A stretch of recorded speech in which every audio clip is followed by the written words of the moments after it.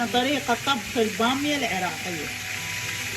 زيت بالددر، اللحم جاي ينسلق، عندنا البامية مغسولة، هاي مفرزة طبعا عندي، وياها الثوم ماشي عيني، وعندي معجون الطماطة، وعندي هذا صوص الطماطة ده تشوفونه معصور وكامل ومفروض بالخلاط، وطفيته من البتل، وراح أدي طريقة عمل البامية.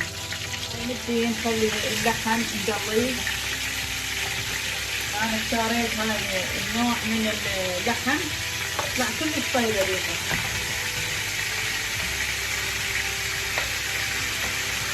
حمسة بالدهن، أنا أحبها دهينة تقبل تطلع من عيني. من بعد ما ينحمس نضيف عليها الثوم والبامية، أيضا أحمسها مع اللحم. نضيف البامية والثوم،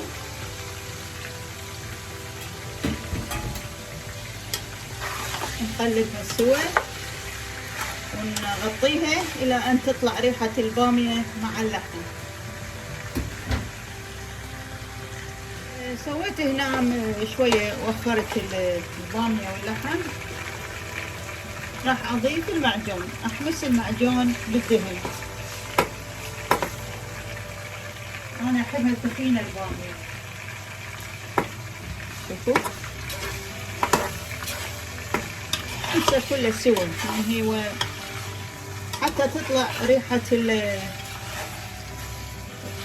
هاي اللي يحفظون بيه طعم المعجون أيضا يطلع.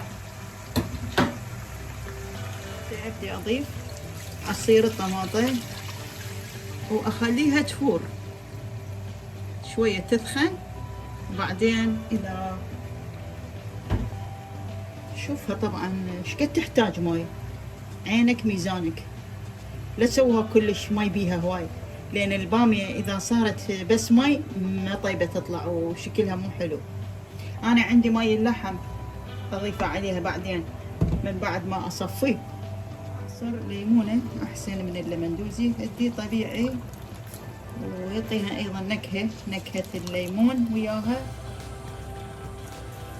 وبعدين أضيف قليل من السكر وياها حتى لا تصير حامضة، تصير حامضة حلوة. وجربوا وشوفوا، السكر يكسر الحموضة.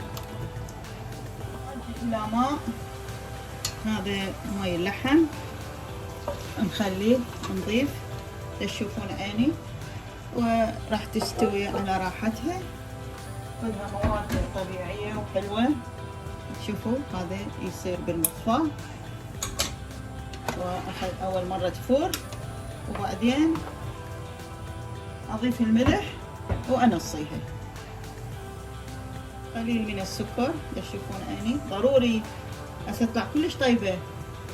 المعجون أنا ما أستخدم كثير مروقات، راح أضيفه في هذا الكيس وأساويه وأخليه بالفريز حتى لا يعفن عندي، شو وقت ما أريد أطلعه بس راح أفرزه. أسهل طريقة. هاي البامية مالتنا خلصت، شلون دسمة وتخبل. راويكم وياه.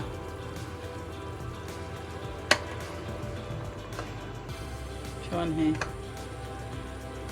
شلون الحيمة هاي. راح اسوي هسه التمن، وعندي خبز، ونسوي اليوم اليمية. شوفوا حبايب قلبي.